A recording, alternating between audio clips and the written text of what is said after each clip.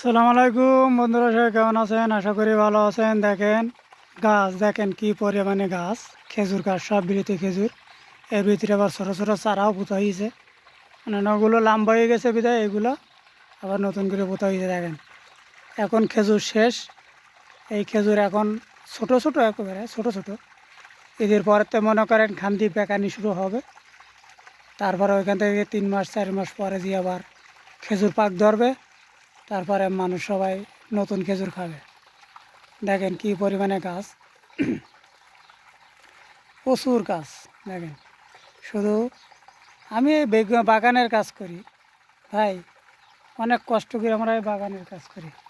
এখন রোজা আছে, আর 3টি বাকি রোজা আছে, আজকে 27 রোজা আমাদের। দেখেন কি পরিমাণে গাছ, দেখেন প্রচণ্ড গাছ, দেখেন প্রচণ্ড গাছ, অনেক গাছ আছে, অনেক গাছ আছে। দেখেন কি পরিমাণে লম্বা একটা গাছ।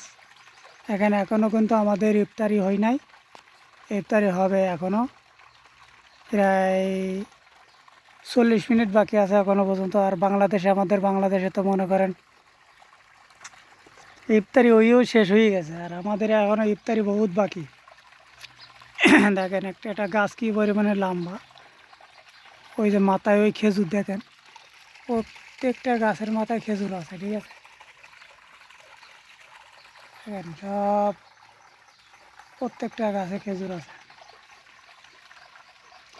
কি পরিমাণে গাছ। দেখেন আমরা এই প্রবাসে এত কষ্ট করি, কাজ করি, রেমিডেন্স পাঠাই, তারপরে আমাদের প্রবাসীর কোনো মূল্যায়ন নেই।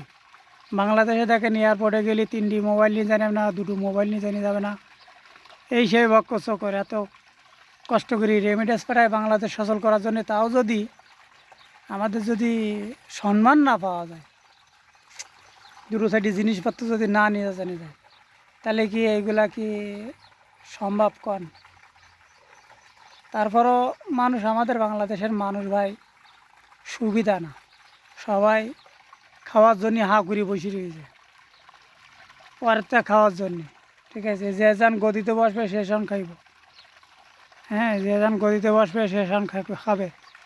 তো খাওয়াটা যতদিন আমরা বন্ধ না করতে পারবো, ততদিন আমাকে বাংলাদেশে আমরা কিছু করতে পারবো না,